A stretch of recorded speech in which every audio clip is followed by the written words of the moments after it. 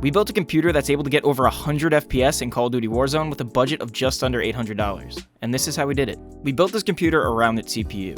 The Intel i5-10400F has 6 cores and 12 threads with a max turbo frequency of 4.3 GHz. This was the best option for this price point that we're trying to reach. The 11th and 12th gen CPUs were not that reasonable. The 11th gen Intel isn't much stronger than the 10th gen, so it wouldn't be worth the extra cost. But the 12th gen, on the other hand, is much stronger, but it's a lot more expensive.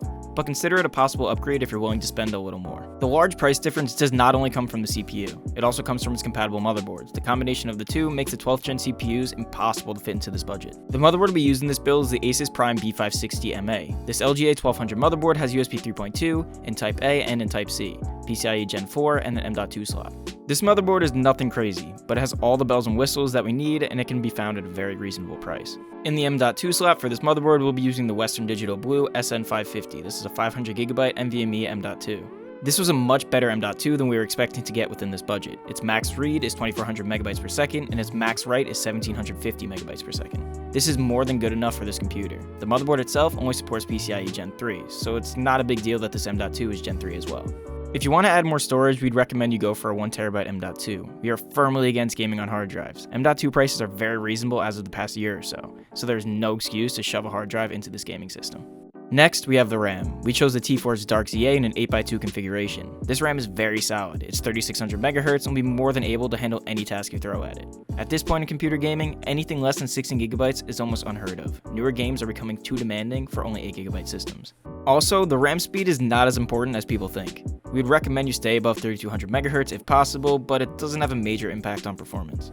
To power this $800 build, we have the Thermaltake Smart Series 600-watt power supply. It's nothing special, but its 80+ certification, along with its solid reviews on Newegg, make this the best and cheapest choice we could find. The power supply is the one part that we'd recommend you look for on your own. There are deals on different power supplies every day, and there will most likely be a cheaper option than this one if you look hard enough.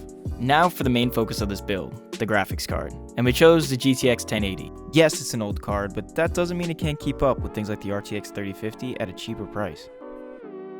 There are some limitations with the GTX 1080, such as no HDMI 2.1 or ray tracing capabilities, but for raw gaming performance, it outpaces everything around this price point.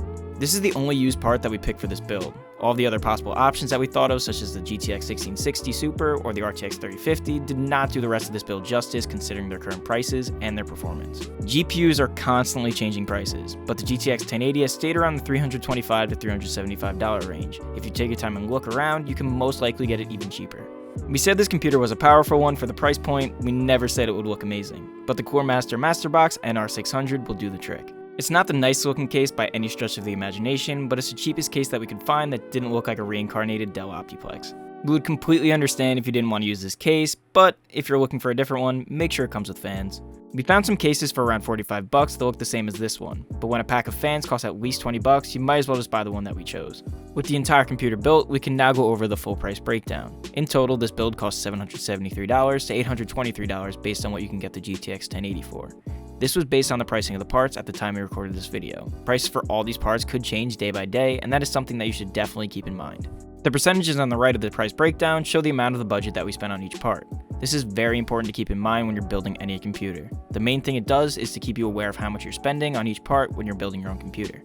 Now for some 1080p benchmarks. On Call of Duty Warzone, you should expect around 110 FPS on competitive settings. Next, we have GTA 5, where you can expect around 140 FPS on very high settings. And lastly, on Assassin's Creed Valhalla, you can expect around 70 FPS on high settings.